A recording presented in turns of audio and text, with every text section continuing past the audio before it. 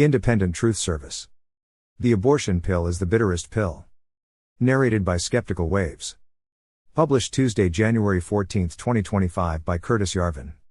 While I remain of course completely black-pilled, I can't think of a revolutionary event in this weird winter more hopeful than Facebook ditching its sinister state-sponsored fact-checkers in favor of Elon's elegant community notes hack.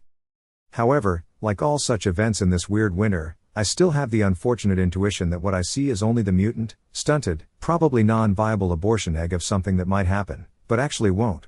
The abortion pill is the bitterest pill. By refusing to accept the epistemic supervision of the truth-determining institutions in our regime, Twitter and Facebook have taken a revolutionary step. Yet since they are not revolutionary organizations, they are enormously relieved by any suggestion that this first step could also be their last. But this is how to end up as an abortion. The unconscious assumption of the conservative is always that his enemy, despite controlling every serious institution on the planet, is somehow deeply weak, probably about to collapse, and can be taken out by a single bold lightning-like blow, such as removing the tampons from the men's bathroom at Facebook. I see this mindset in every win-read spam text I get as a punishment for giving a few bucks to a politician. So it's still hard for what President Macron calls our new international reactionary movement to gain steam. The revolutionary mindset, universal as it is in our society, is both rather fossilized, and totally foreign to the conservative mind, which is always seeking some magical way in which it can do as little as necessary. On the contrary, comrade. As another Frenchman, Saint Just, said, "He who makes half a revolution digs his own grave." When we enter the revolutionary mindset, we must be looking relentlessly for ways to do as much as possible, not just because this produces more results, but because, in a revolutionary situation, it is actually easier to do more. No, really, in a revolution, the farther you go, the lighter your steps become. The first step is the hardest step. If you want to stop there, the next step will seem impossible. Once you know where you want to go, though, you will see that it is slightly easier. What would the next revolutionary step for Facebook and Twitter be? They could put significant energy into creating an independent truth service. Science is a truth service. Journalism is a truth service. Our society is built on these services in the same sense that it is built on airplanes, bridges, and fiber optic cables. If our prestigious universities and newspapers cannot be trusted as an information source that can correct 55-year-old soccer moms and Reno spreading medical myths, something is very wrong. When the leaders of Facebook and Twitter assumed that their fact-checkers were as reliable as the airplanes they fly on or the internet they zoom on, it made sense to let them censor the soccer moms. Once they saw how it actually is, they would rather travel by wagon and send handwritten letters in bags strapped to ponies. Actually, we don't want to travel by wagon. We want to fly. Actually, nobody wants lies on their social network. They just disagree on what a lie is. When you discover that you actually don't have an API which tells you whether a post is a lie, you might decide to make the best of it, and come up with some libertarian ideology that tells you that lies are okay on your social network, actually, because, like, freedom. But what if you did have that API? And it actually worked? Would you not use it? My position is, fact-checking is like medicine. A city needs doctors. A mass-market social network needs fact-checkers. But a city needs nothing less than quack doctors. We can agree that strong men with whips must drive the quacks from the hospitals, but the cure for quack medicine is not no medicine. It is real medicine. When science, the prestigious meta-institution, diverges from science, the rigorous pursuit of truth, the cure is not no science. It is real science. And so on. Or you could split the difference, in the Silicon Valley system software style of finding just the right 80-20 trade-off point, with a clever hack like community notes. Without spending any money at all, hardly. The problem with community notes is that Facebook and Twitter are still curing the disease that the quacks diagnosed. They are just not using the weird ointment that the quacks prescribed. That ointment worked, sort of. And this ointment works, sort of. But it works at a terribly low level of power. The power of a truth service is the level of analytic energy it can put into a question, and it doesn't take much analytic energy to keep soccer moms from sharing old wives' tales and urban legends, because it doesn't take much analytic energy to tell whether old wives' tales and urban legends are true. But suppose soccer moms are sharing the idea that COVID was a lab leak. At once, the difficulty of knowing the truth, for Facebook, rises to a very high level of cost. As social administrators, we are tempted by any ideology that lets us just not solve this problem. Everyone wants to do less. No, comrades, we must do more. Suppose Facebook considered it part of Facebook's business, a critical business task, for Facebook itself to have a position on disputed objective questions like this.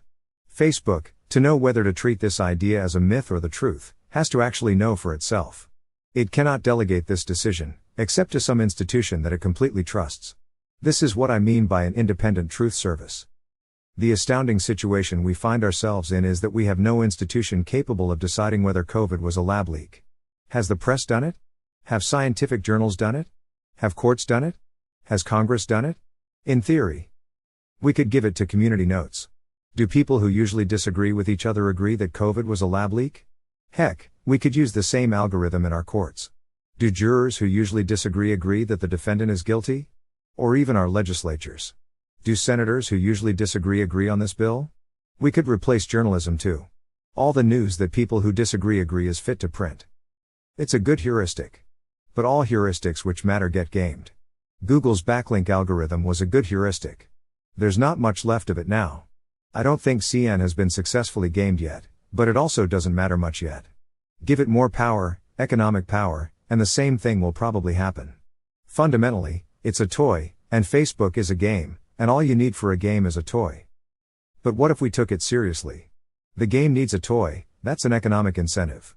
Maybe we could spend a little more on this toy than we strictly need to. Maybe the toy could work so well that it became a weapon. Put enough air pressure into a squirt gun, turn it up to 10, and it hurts. Your sister yells. She's still laughing. Turn it up to 800, and you have a water cannon that can rip her face off in a millisecond. Metaphorically. Our society is based on reliable sources. But those sources have become unreliable, not even randomly unreliable, but unreliable in a predictable way. It turns out that even truth services, including but not limited to the New York Times, will become corrupted by power, and quite unfixable, in the long term. Here is a small attempt at an independent truth service, root claim. I am not sure I am very fond of root claim. I find the Bayesian math gimmicky and unpersuasive. I feel the goal of a truth service is not only to find the truth, but at the same time persuade.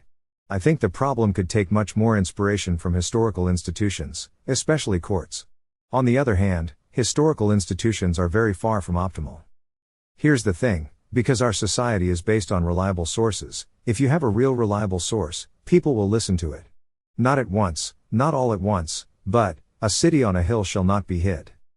For example, Wikipedia is based on reliable sources. Predictably, since Wikipedia matters, Wikipedia has taken the predictable unreliability of its reliable sources and doubled down on it. How could this be corrected? Well, if we imagine a truth service as far beyond root claim as root claim is beyond community notes, using it to settle Wikipedia edit wars would be obvious. In fact, using it to fork and correct Wikipedia would be obvious. The original Wikipedia would shrink into a marginal boomer lefty site, the Utne reader of online encyclopedias. Suppose you're trying to reform the government. The government depends on many, many facts which are established by its truth services. When its truth services mislead it, the government does not execute in reality. Instead, it does wacky stuff. Its form is still that it executes according to the reality provided by its services. The rule of the modern government, like the rule of Wikipedia, is no original research. The state, with a few small exceptions, is not allowed to think for itself. It has to listen. All modern institutions are programmed to scan the airwaves for a truth signal. Right now, the strongest truth signal, the biggest, the loudest, the most listened to, the proudest and most ambitious, is the New York Times. Or more broadly, the prestige media. Or for deep analytic questions, the prestigious university.